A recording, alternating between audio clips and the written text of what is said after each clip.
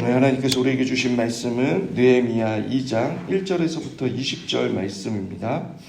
느헤미야 2장 1절에서부터 20절 말씀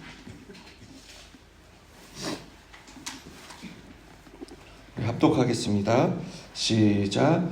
아닥사스다 왕 제20년 니산월에 왕 앞에 포도주가 있기로 내가 그 포도주를 왕에게 드렸는데 이전에는 내가 왕 앞에서 수심이 없었더니 왕이 내게 이르시되 내가 병이 없거늘 어찌하여 얼굴에 수심이 있느냐 이는 필연 내 마음에 근심이 있음이로다 하더라. 그때에 내가 크게 두려워하여 왕께 대답하되 왕은 만세수를 하옵소서. 내 조상들의 묘실이 있는 성읍이 이제까지 황폐하고 성문이 불탔사오니 내가 어찌 얼굴에 수심이 없사오리까 하니 왕이 내게 이르시되 그러면 내가 무엇을 원하느냐 하시기로 내가 곧 하늘의 하나님께 묵도하고 왕에게 아뢰되 왕이 만일 좋게 여기시고 종이 왕의 목전에서 은혜를 얻었사오며 나를 유다 땅 나의 조상들의 묘실에 있는 성읍에 보내어 그 성을 건축하게 하옵소서 하였는데 그때 왕후도 왕 곁에 앉아 있었더라. 왕이 내게 이르시되 내가 몇 날에 다녀올 길이며 어느 때에 돌아오겠느냐 하고 왕이 나를 보내기를 좋게 여기시기로 내가 기한을 정하고 내가 또 왕에게 아뢰되 왕이 만일 좋게 여기시거든 강 서쪽 총독들에게 내리시는 조서를 내게 주사 그들이 나를 용납하게 하여 유다에 들어가기까지 통과하게 하시고 또 왕의 살림 감독 아삽에게 조사를 내리사 그가 성전에 속한 영문의 문과 성곽과 내가 들어갈 집을 위하여 들보로 쓸 제목을 내게 주게 하옵소서 하매 내 하나님의 선한 손이 나를 도우심으로 왕이 허락하고 군대 장관과 마병을 보내어 나와 함께하게 하시기로 내가 강 서쪽에 있는 총독들에게 이르러 왕의 조서를 전하였더니 호른 사람 산발락과 종이었던 암몬 사람 도비아가 이스라엘 자손을 흥왕하게 하려는 사람이 왔다함을 듣고 심히 근심하더라. 내가 예루살렘에 이르러 머문 지 사흘 만에 내 하나님께서 예루살렘을 위하여 무엇을 할 것인지 내 마음에 주신 것을 내가 아무에게도 말하지 아니하고 밤에 일어나 몇몇 사람과 함께 나갈새 내가 탄 짐승 외에는 다른 짐승이 없더라. 그 밤에 골짜기 문으로 나가 용정으로 문분에 이르러 동안에 보니 예루살렘 성벽이 다 무너졌고 성문은 불탔더라.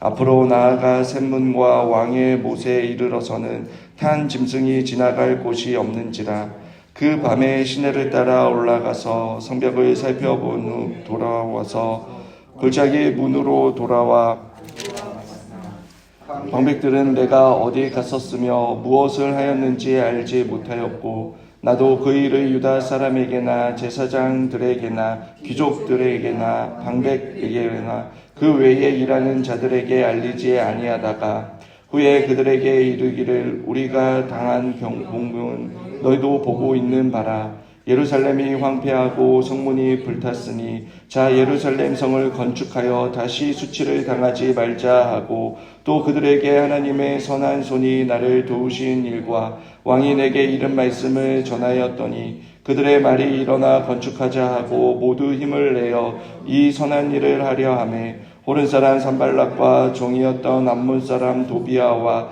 아라비아 사람 게셈이 이 말을 듣고 우리를 업신여기고 우리를 비웃어 이르되 너희가 하는 일이 무엇이냐 너희가 왕을 배반하고자 하느냐 하기로 내가 그들에게 대답하여 이르되 하늘의 하나님이 우리를 형통하게 하시리니 그의 종들인 우리가 일어나 건축하려니와 오직 너희에게는 예루살렘에서 아무 기업도 없고 권리도 없고 기업되는 바도 없다 하였느니라. 아멘. 어제 본문에서 우리는 성전이 재건되었지만 여전히 성벽과 성문이 무너진 채 황폐한 예루살렘의 소식을 듣고 또 애통해하며 금식하고 또 하나님께 회개와 회복을 구하는 그 느헤미야의 모습을 살펴보았습니다. 그리고 하나님께서는 어려움에 처해 있는 귀환한 이스라엘 백성들을 돕기 위해 느헤미야를 술관으로 세우신 모습을 보았습니다. 그리고 난 후 4개월이 지났습니다. 느헤미야는 그 기간 동안 가만히 있었던 것이 아니라 계속해서 기도하며 하나님께서 어떻게 하실지를 기대하며 자신의 위치에서 자신이 할 수 있는 한 최선을 다하며 준비했습니다. 우리도 때로는 부담스러운 자리가 있을 때가 있습니다. 직분이든지 봉사든지 어떠한 책임을 가지는 그러한 자리를 가질 때에 부담스럽습니다. 그러나 하나님께서 허락하신 것으로 하나님이 주시는 그 거룩한 부담이라며 그 일을 감당할 수 있는 지혜와 능력을 주실 뿐만 아니라 쉬지 않고 기도하고 준비하게 하십니다. 그리고 무엇보다 하나님과 더욱더 가까워질 수 있는 가장 큰 복을 그 기회를 통해 누리게 되는 것입니다. 느헤미야는 그 어느 때보다 하나님과 친밀했지만 어떻게 이 문제를 풀어가야 할지 몰랐습니다. 왕이 느헤미야의 얼굴에 수심을 읽을 만큼 그는 깊은 고민을 했습니다. 당시에 절대 권력이 강했던 시기에 왕 앞에 수심이 가득한 표정을 한다는 것은 아시다시피 왕의 심기를 건드려 죽을 수도 있는 일이었습니다.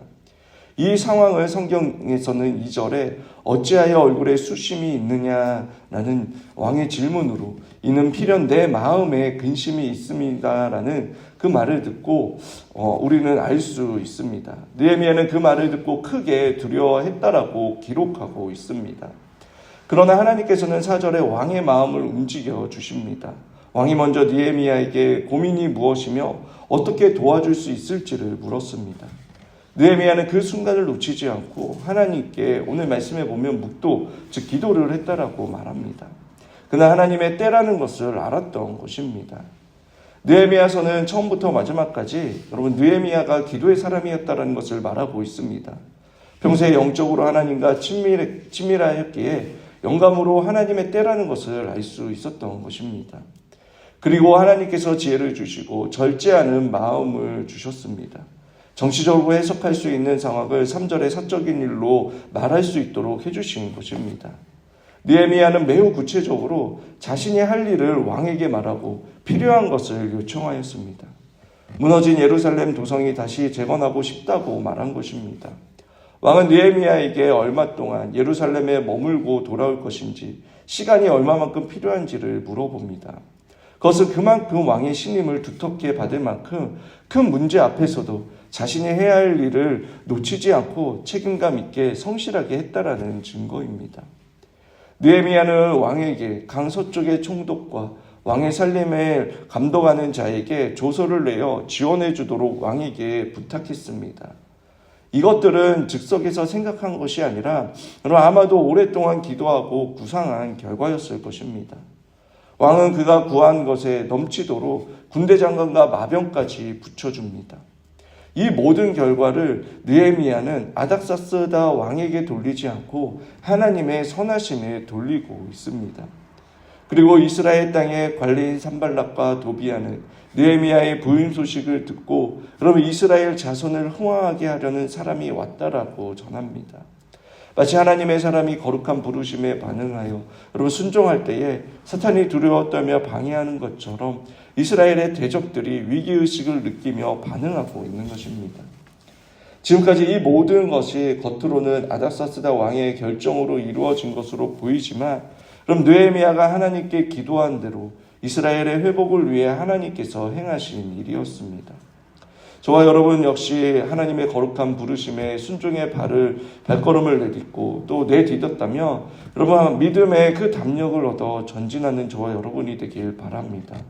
왜냐하면 하나님의 선하신 손이 그 하나님의 일을 위해 순종하는 우리를 통해 일하시기 때문입니다. 드디어 왕의 조서와 지원을 받은 예루살렘에 도착한 그 느헤미야는 곧바로 자신을 드러내지 않습니다. 11절에 3일 동안 머물러 있었습니다.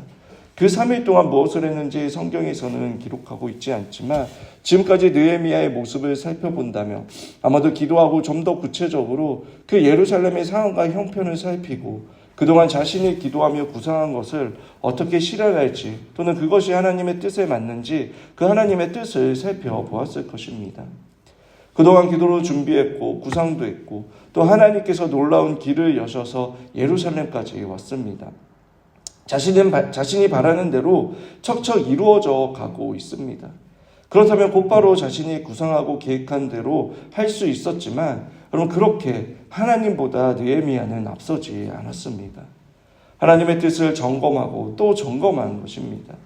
하나님께서 예루살렘을 위하여 무엇을 할 것인지 내 마음에 주신 것을 정확하게 느헤미야는 밝히고 있지 않지만 그는 하나님의 감동으로 하는 그 법을 알았던 자였습니다. 저와 여러분들도 하나님의 마음에 감동되어 그 자신의 삶을 살아가고 주님의 일을 행하는 그러한 자들이 되었으면 좋겠습니다.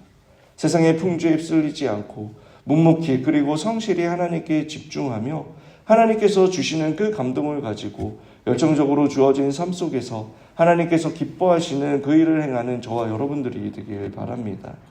느헤미야는 밤에 신뢰하는 두어 사람과 함께 그렇게 무너진 성벽과 불에 타버린 그 성문의 상황을 직접 살피기 위해 나섰습니다.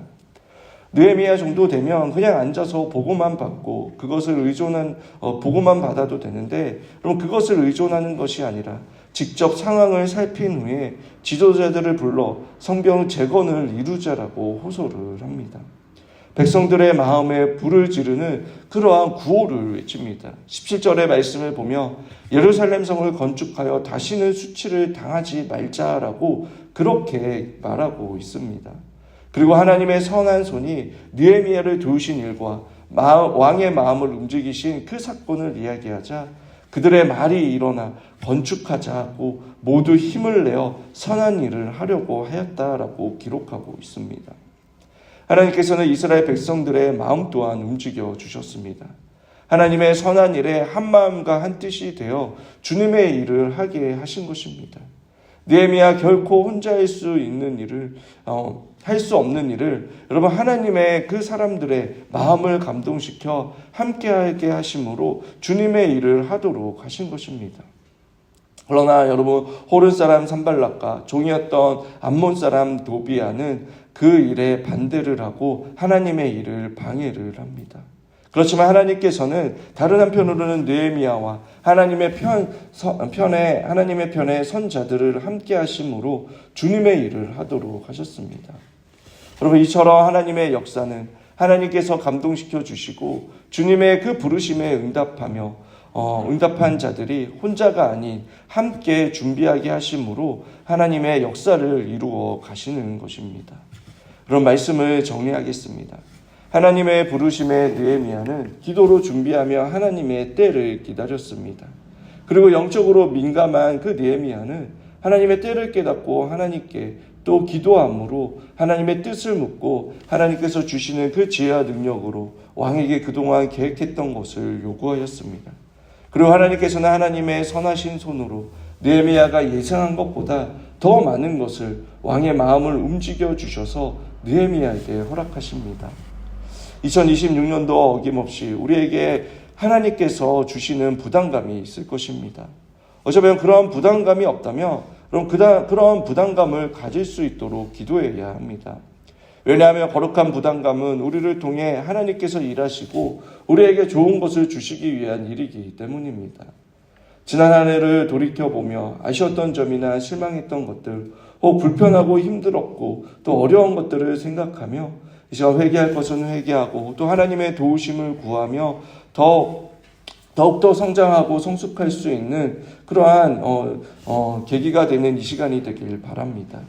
25년보다 더 나은 26년을 준비하며 나아가는 저와 여러분이 되길 바랍니다. 그리고 그동안 쌓였던 부정적인 것들을 버리고 하나님께서 하실 일들을 기대하며 기도로 준비하고 하나님의 마음에 감동된 자들이 되었으면 좋겠습니다. 그래서 2026년 하나님의 그 거룩한 부르심에 순종하며 내가 아닌 하나님께서 하신 일들로 인해 더욱더 풍성한 은혜를 영적으로나 육적으로 누리는 저와 여러분들이 되시길 주님의 이름으로 축원합니다.